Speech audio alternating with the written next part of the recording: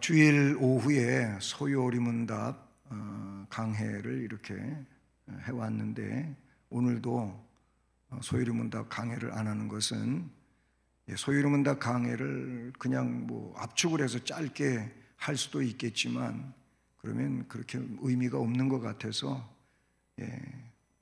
다음 시간에 하는 걸로 하고, 오늘 공동의회가 있어서 이렇게 소요리문답 강해를 하지 않기로 했습니다.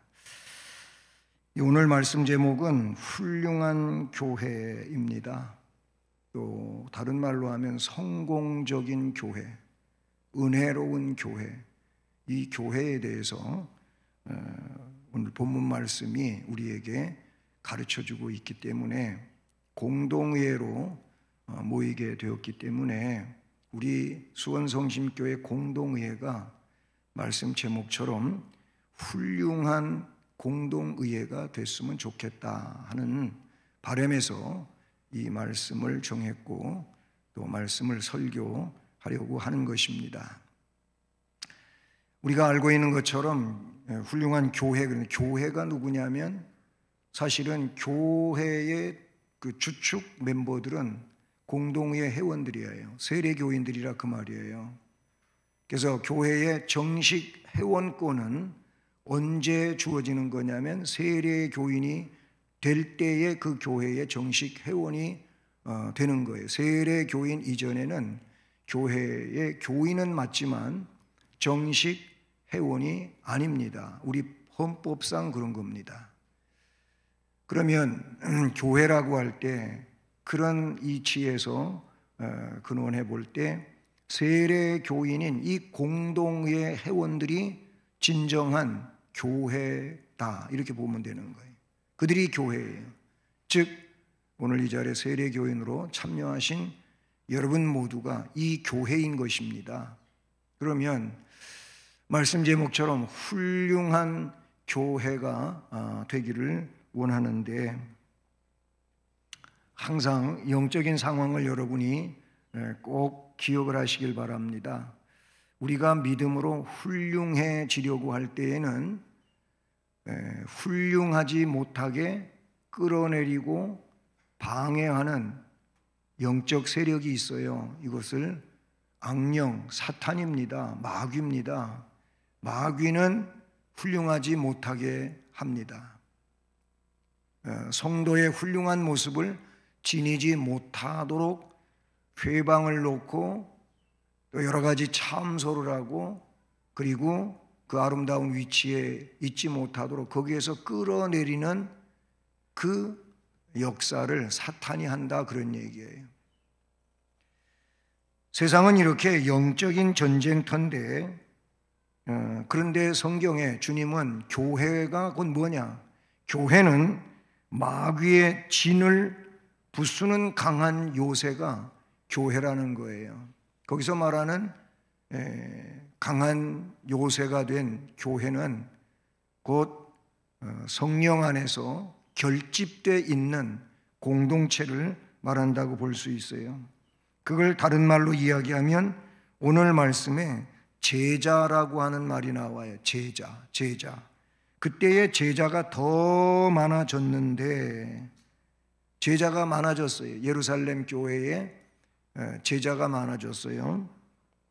여기서 제자라고 하는 것은 여러 해석을 할 수 있겠지만은 가장 중요한 해석이 뭐냐면 예수님 닮은 자예요.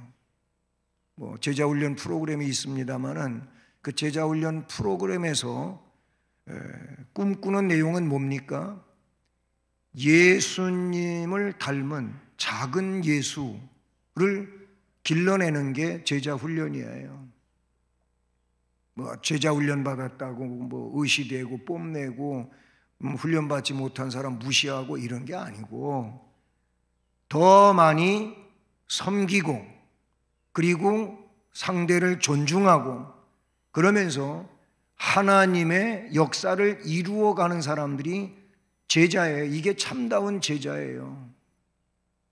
나 제자 훈련 받아서 제자처럼 살지도 않으면서 제자 훈련 받았다고 그렇게 말하는 것은 오히려 창피한 거죠. 신앙생활이 지속될수록 제자화 되어 가야 된다. 예수님 닮은 모습이 그에게 더 많아져야 된다. 이게 제자예요. 그 제자가 더 많아졌다고 본문에 말씀하고 있지 않습니까? 이걸 다른 표현으로 한다면 충성된 일꾼들이 많아지는 거예요. 제자는 충성합니다. 목숨까지 바치며 충성합니다. 하나님의 나라가 나를 위해서 조금이라도 이루어지고 유익하고 은혜로워지기를 바라는 것이 제자예요. 하고 싶은 말 다 하고 하기 원하는 거 다 하면서 제자로 살 수는 없어요.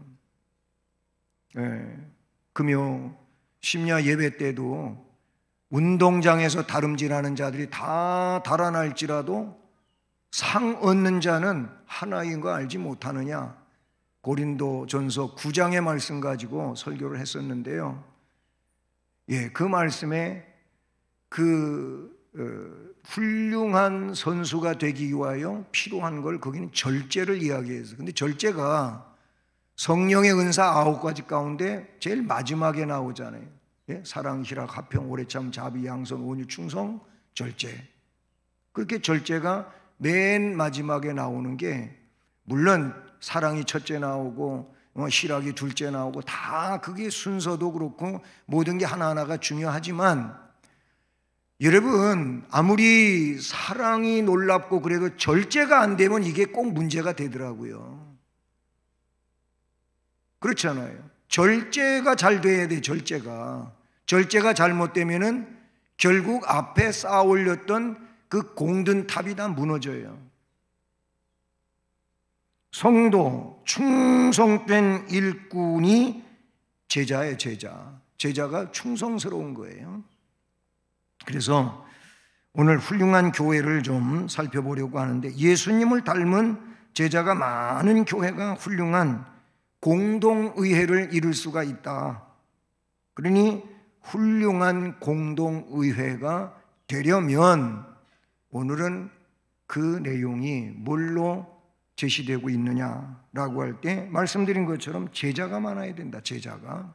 첫 번째 내용이 제자가 많아야 돼요. 1절에 그때에 제자가 더 많아졌는데, 이런 표현으로 올바른 교회를 그렇게 설명한 내용도 있어요. 교회는 유람선이 아니고 전투함이다. 그런 내용을 들어보시기도 했고 그런 책을 읽어보신 분들도 계시겠죠. 유람선하고 전투함은 아주 현격한 차이가 있어요. 유람선은 뭐예요? 소수의 사람이 그 유람선에 일하는 사람들이죠. 선장을 위시해서 아니면 거기에서 서빙하고 있는 그런 사람들, 안내원들, 여기까지 아마 그 유람선에서 일하는 사람들이라고 봐요. 그리고 나머지 사람들은 전부 그 배에 타가고 관광하는 거예요. 구경하는 거예요. 그러니까 일꾼은 작고 관광하는 사람은 많이 탄 배가 유람선이다. 교회가 이런 데가 되면 그 교회는 아주 유명무실합니다. 하나님의 일을 제대로 못합니다. 그러나 전투함 같은 교회, 전투함은 뭐예요? 전쟁을 위해서, 전투를 위해서 그 배에 탄 사람들은 모두가 다 직분이 있어요. 보직이 있다 그래요. 자기의 역할이 있다 그 말이에요. 그래서 비상 사이렌이 울리면 전부 다 어디로 가냐면 위치로 해가지고 자기 위치로 가서 탁 가지고 서는 거예요. 거기에서 근무하는 거예요. 전부 그런 사람들이 그 전투함에 타고 있는 거예요. 건강한 교회, 은혜로운 교회, 능력 있는 교회는 바로 이렇게 전투함에 타고 있는 그런 군인들과도 같은 거예요. 우리는 구경꾼이 아니에요. 제자는 구경꾼이 아니에요. 훌륭한 공동의 회원은 구경꾼이 아니에요. 참여자예요. 참여자. 그 속에 함께하는 자예요. 이게 훌륭한 공동의 회원인데 그 사람을 본문에서는 제자라고 했어요. 제자가 많아져요. 12제자에서 70명, 예수님 파송할 때에도 벌써 70명이 있었어요. 12제자 말고 누가복음에 보면은 70명을 둘씩 짝을 지어서 예수님이 가시려고 하는 동네에 먼저 보냈잖아요. 가서 전도해라. 너희들에게 능력이 부여됐으니 그 능력 가지고 전도해라. 가서 진짜 전도했어요. 2사람씩 가서. 근데 들어와서 보고를 하는데 우리가 가서 주님의 이름으로 전도했더니 귀신들이 막 쫓겨가던데요. 그래가지고 막 흥분돼가지고 보고를 해요. 그랬더니 주님이 야, 귀신이 쫓겨가는 걸로 기뻐하지 말고 너희의 이름이 하늘나라에 기록된 것으로 기뻐하라. 그러지 않았습니까? 70명의 제자가 있었어요. 그리고 조금 더 지나가가지고 이제 예수님 부활하시고 승천하시는 그런 상황에서 120문도라고 사도행전에 기록되고 있어요. 그리고 고린도전서 보니까 500여 형제라고 하는 것이 나와요.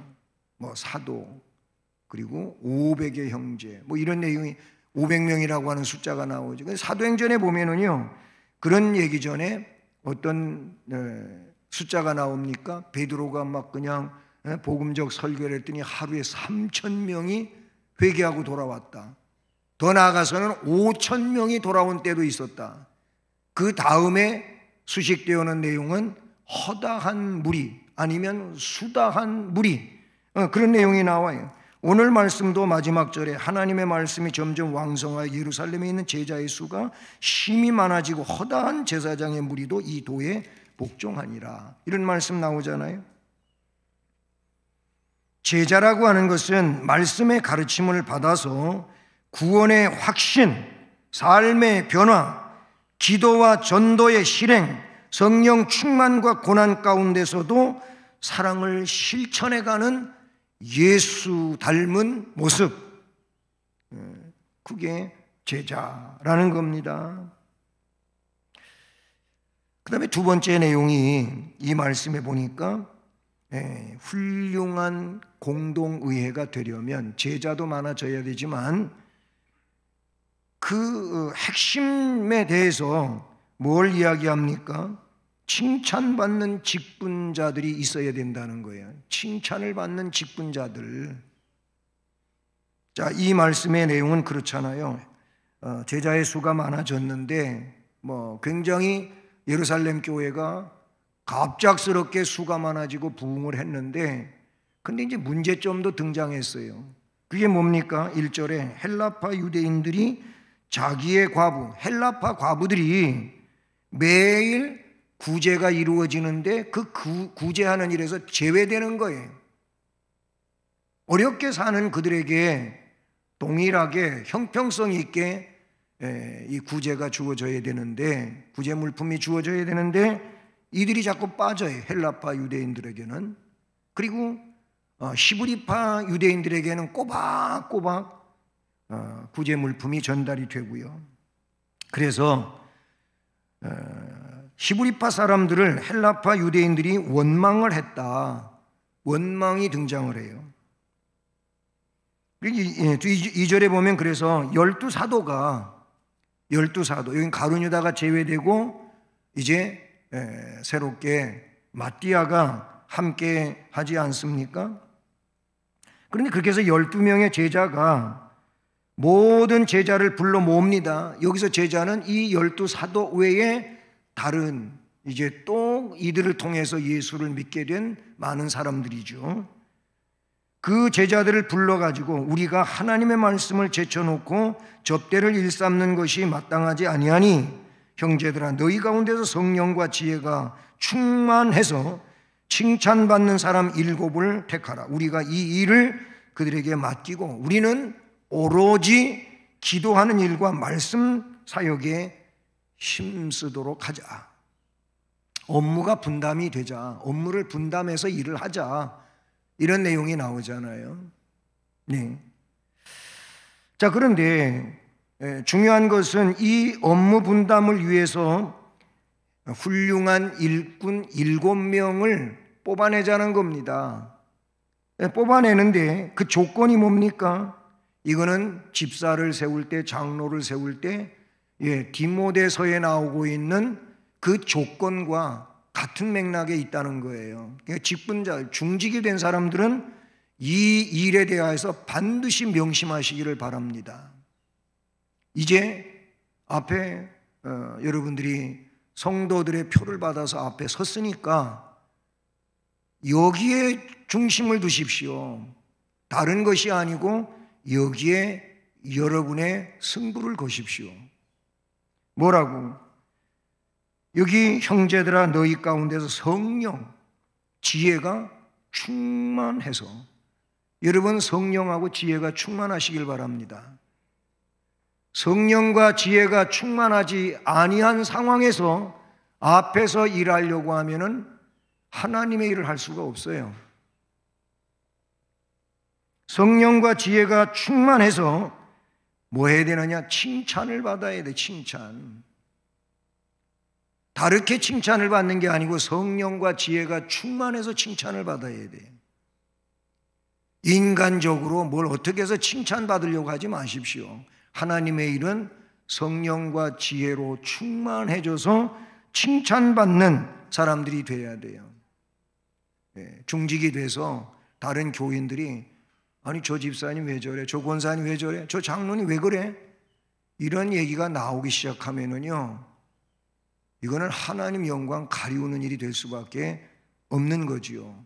그래서 조심스러운 겁니다. 성령과 지혜가 충만해서 칭찬받는 사람 7을 택하라.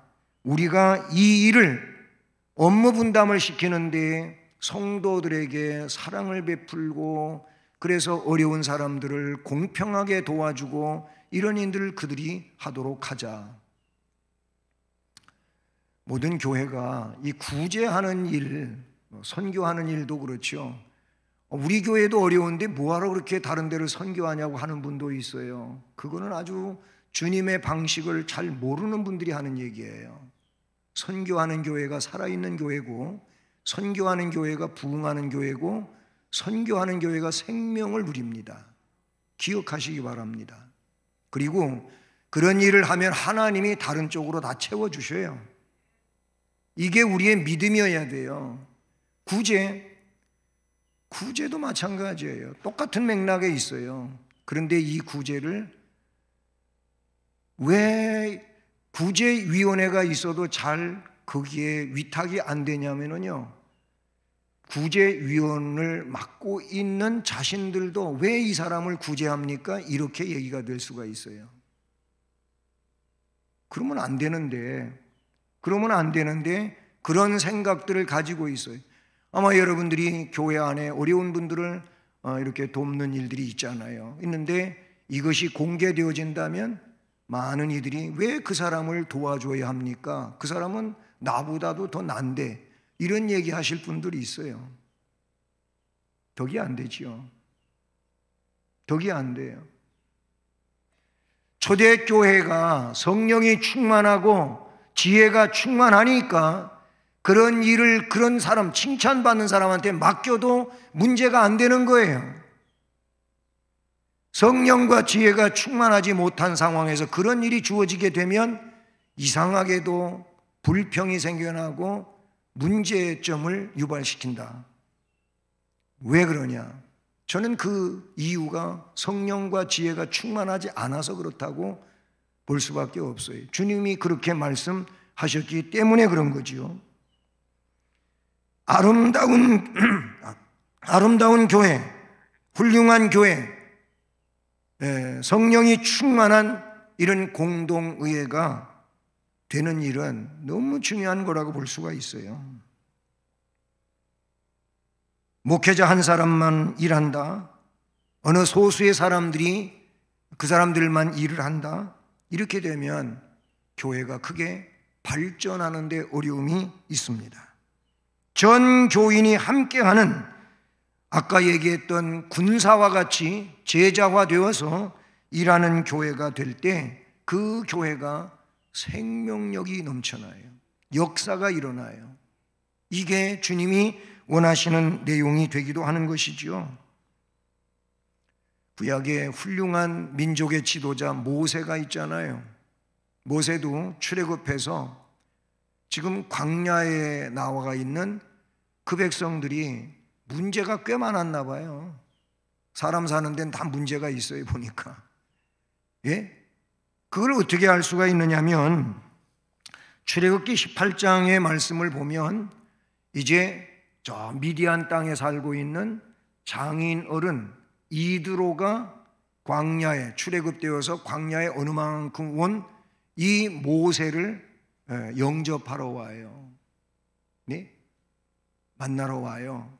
와서 반갑게 장인과 사위가 그렇게 만나고 이제 그동안에 나누지 못했던 이야기들을 나누면서 회포를 풀어요. 자, 그런데 문제점을 이 이드로가 보게 됩니다. 그게 뭐냐면 모세 혼자서 막 그냥 재판을 하는 거예요. 그런데 재판을 받으려고 사람들이 막 줄을 서 있고 밀려 있어. 이게 뭐 한 사람 끝나면 또 다른 사람하고, 그러면 이 모세가 지쳐서 뭔 일을 못하고 다른 일도 못하고 이런 상황이 되니까 이 장인 어른께서 모세에게 권면을 하지요. 그 권면이 출애굽기 18장 21절 22절에 나오는데 이렇게 나와요. 그대는 온 백성 가운데서 능력이 있는 사람 곧 하나님을 두려워하며, 능력, 최고의 능력은 하나님을 두려워할 줄 아는 거예요. 뭐 대단한 막 능력이 와갖고 막 그냥 놀라운 역사를 일으켜야만 능력이라고 생각지 마시고요. 하나님을 두려워할 줄 아면 그 사람이 능력 있는 사람이에요. 대다수 보면 하나님을 두려워 안 해요. 하나님을 능력이 있는 사람 곧 하나님을 두려워하는 것을 첫 번째로 꼽고 이야기하고 있어요. 두 번째는 진실성이 있어야 된다. 진실해야 된다. 세 번째, 불의한 이익을 미워하는 자를 살펴라.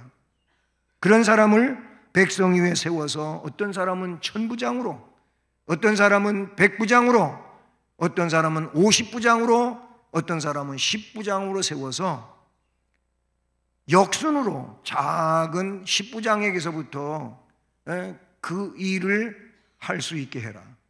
그 사람 선에서 안 되면 50부장에게로, 50부장이 못하는 건 100부장에게로, 100부장이 못하는 건 1000부장에게로, 1000부장의 상황에서 안 되는 것은 당신 모세가 하시오. 이렇게 조직할 것을 말씀해 주고 있는 내용이 나오잖아요. 은혜로운 조직이 돼야 되겠죠.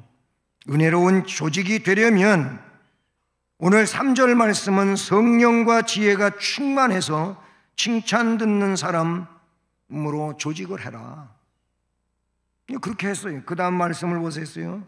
말씀을 보시면 5절에 이렇게 나오죠. 온 무리가 이 말을 기뻐해서 믿음과 성령이 충만한 사람, 믿음과 성령이 충만한 사람 7명, 스데반, 빌립, 브로고로, 니가노로, 디몬, 바메나, 그리고 유대교회에서 입교한 이 안디옥 사람 니골라 7명을 뽑아내죠.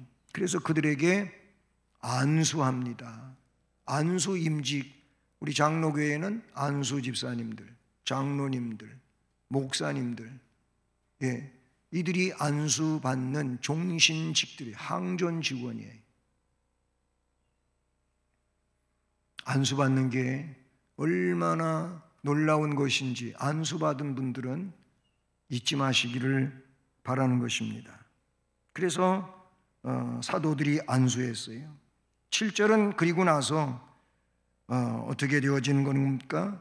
사역이 잘 감당되어지는 것을 우리가 알 수 있다, 그런 얘기인 것이죠.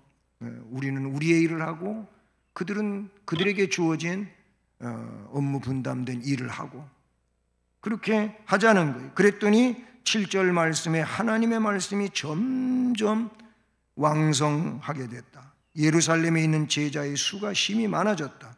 심지어는 허다한 제사장의 무리도 이 도에 복종하니라 그랬어요.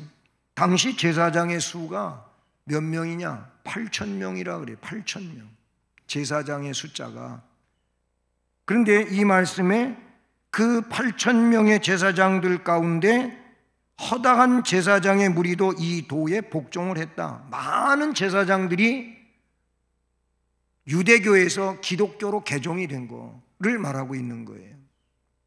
얼마나 놀랍게 성령 하나님께서 역사하셨던 것일까요? 제사장이라면 소속, 이목 이런 것들 때문에 쉽게 변경을 할 수가 없는 거예요. 네?